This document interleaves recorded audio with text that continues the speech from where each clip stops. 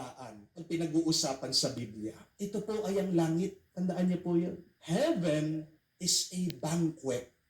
Ibig po sabihin, kapag hindi ka nagpapatawad, kapatid, nasa labas ka ng langit. Kaya mag-ingat po kayo, mga kapatid. Kapag nagngingit-ngit ka sa galit, yan ang karanasan ng impyerno. Amen? What is heaven? It is an experience of love, joy, and acceptance. What is hell? It is an experience of anger, of sadness, and judgment. Kapatid, baka buhay ka pa, nasa impyerno ka na. Please, remove anger from your heart. You do not need to be jealous of other people. Please be like the Father in the story. Forgive much, and you will experience heaven here on earth.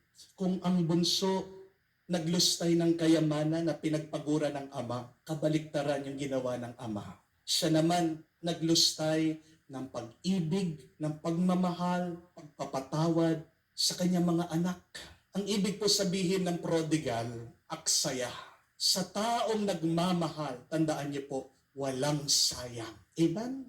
Hindi nagsisisi ang taong nagmamahal na binigay niya ang buong sarili niya. Mga kapatid, ito po ang mabuting balita. Totoo ang ibang